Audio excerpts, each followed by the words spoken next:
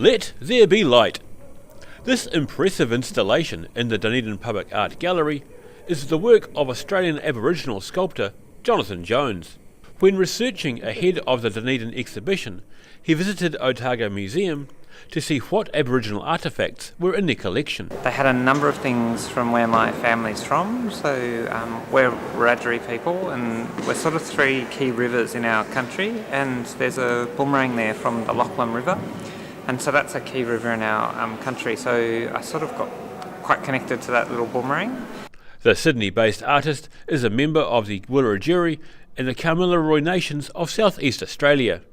He says there are close ties between Australia and New Zealand, as taonga from each country's First Nations were regularly traded during early colonial times. And I guess New Zealand and Australia has some really strong colonial relationships that most people aren't completely aware of.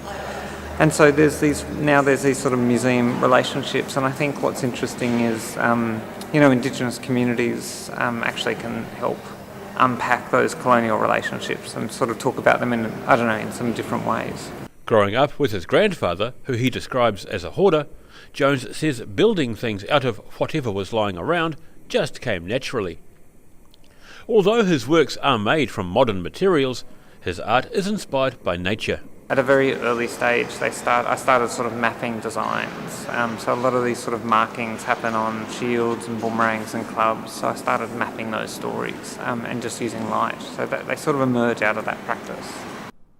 Jonathan Jones is scheduled to give a talk at the gallery tomorrow morning. Daryl Baser, The South Today.